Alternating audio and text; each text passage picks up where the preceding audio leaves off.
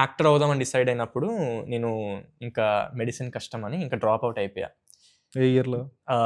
2019 I mean అంటే year in the sense academic years ఉంటాయి కదా! ఎన్ని years? Second year. Second year. Okay. Second year degree second ఇయర్‌లో basically నేను మానేసా. I shifted to economics అనమాట. హుహు. బిజినెస్ చేద్దాము. కాస్త it will be easier for me to manage అనిపించి అక్కడ కరిక్యులం కాస్త బిజినెస్‌కి అనుకూలంగా ఉంటది.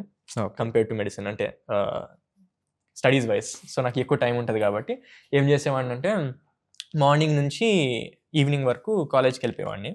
ఓర్ ఆఫ్టర్‌నూన్ నుంచి ఈవినింగ్ స్కెడ్యూల్ బట్టి. హ్మ్. వెళ్ళిపోయి ఈవినింగ్ నుంచి ట్రైన్ తీసుకొని మా లాంగ్ ఐలాండ్ నుంచి న్యూయార్క్ సిటీ కూడా లాంగ్ ఐలాండ్ బట్ ఎడ్జ్‌లో న్యూయార్క్ సిటీకి వెళ్ళేవాడిని రోజు. వెళ్ళి అక్కడ acting classes HP studio, T Schreiber studio, Barrow group అని theatre groups and acting studios ఉంటుండే అనమాట. So every day after college I would go to the acting school in New York city అనమాట. So train okay. తీసుకొని వెళ్ళేవాడిని. మళ్ళీ మొత్తం 2-3 hours class అయిపోయినాక మళ్ళీ రిటర్న్ వచ్చేవాడిని ట్రైన్‌లో. అది 1.5 అవర్ ఉంటది ట్రైన్ జర్నీ. సో నాకెట్లా అయ్యేదంటే పొద్దున్న లేవడం 11కి అట్లా కాలేజ్‌కి వెళ్ళడం. ఈవినింగ్ మళ్ళీ కాలేజ్ అయిపోయినాక మళ్ళీ న్యూయార్క్ సిటీకెళ్ళి అక్కడ యాక్టింగ్ ట్రైనింగ్, యాక్టింగ్ స్టూడియోస్‌లో వర్క్‌షాప్స్ ఇవన్నీ చేసి మళ్ళీ రిటర్న్ అవ్వడం. ఎప్పుడో మిడ్‌నైట్ 1కి అట్లా వచ్చేవాడిని బేసిక్‌లీ ఇంటికి. మళ్ళీ పడుకొని మళ్ళీ పొద్దున్న లేచి అదొక ప్రాసెస్ అనమాట.